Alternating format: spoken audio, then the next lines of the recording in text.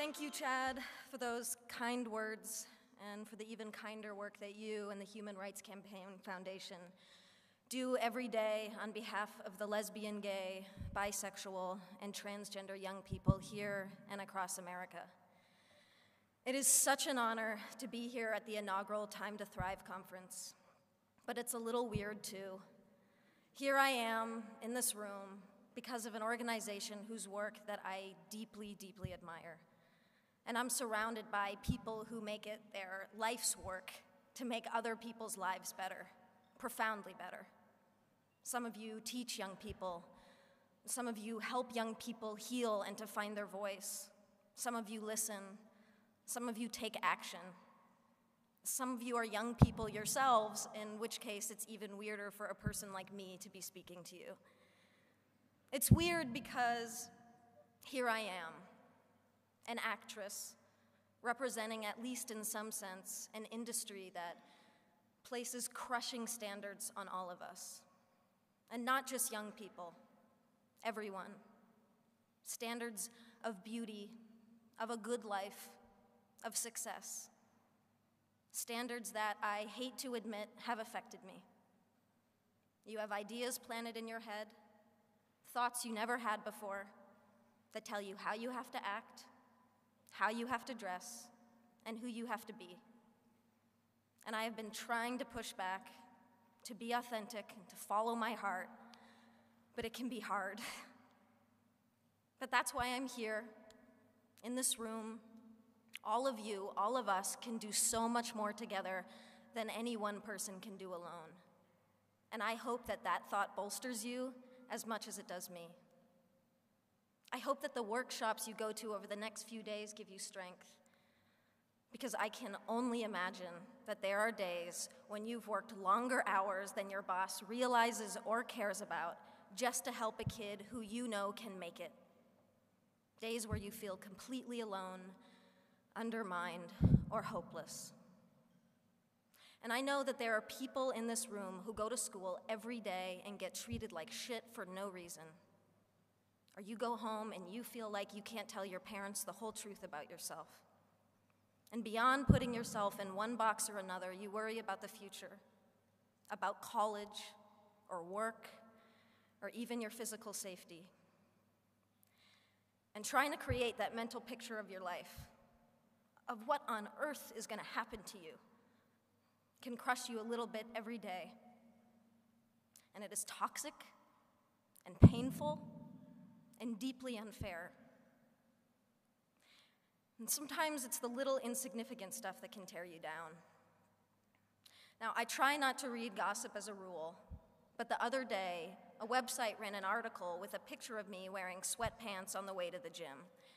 And the writer asked, "Why does this petite beauty insist upon dressing like a massive man?" Because I like to be comfortable.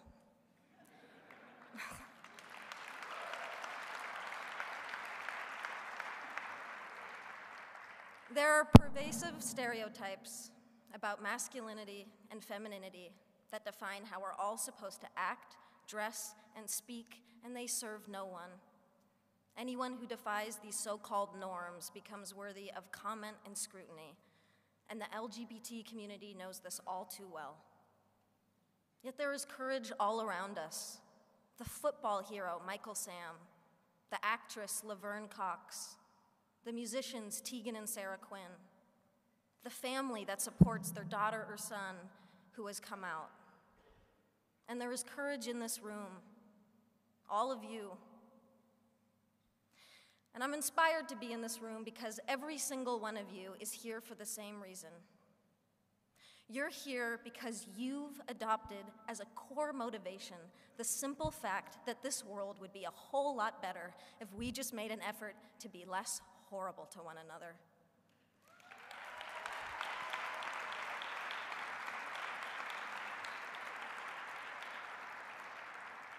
If we took just 5 minutes to recognize each other's beauty instead of attacking each other for our differences, that's not hard. It's really an easier and better way to live. And ultimately, it saves lives. Then again, it can be the hardest thing, because loving other people starts with loving ourselves and accepting ourselves. And I know many of you have struggled with this, and I draw upon your strength and your support in ways that you will never know. And I am here today because I am gay. And because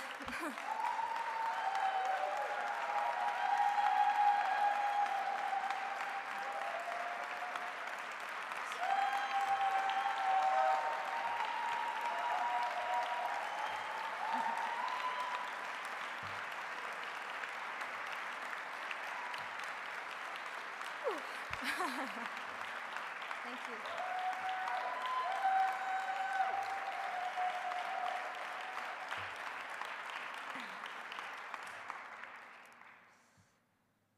And because maybe I can make a difference to help others have an easier and more hopeful time. Regardless, for me, I feel a personal obligation and a social responsibility. I also do it selfishly because I'm tired of hiding, and I'm tired of lying by omission.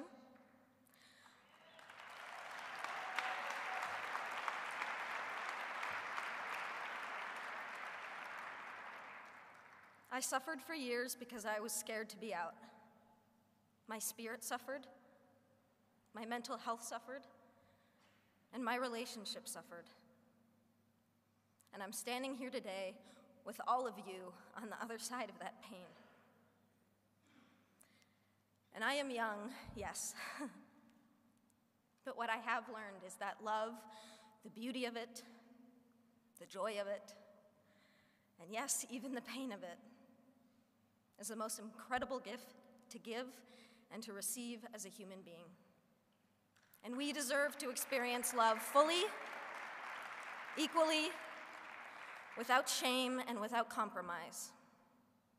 There are too many kids out there suffering from bullying, rejection, or simply being mistreated because of who they are. Too many dropouts, too much abuse, too many homeless, too many suicides. You can change that, and you are changing it. But you never needed me to tell you that. And that's why this was a little bit weird.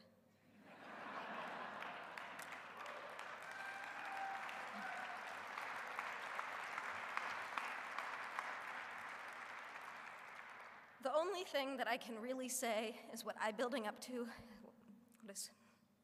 is what I have been building up to for the past 5 minutes. Thank you. Thank you for inspiring me. Thank you for giving me hope. And please keep changing the world for people like me. Happy Valentine's Day. I love you.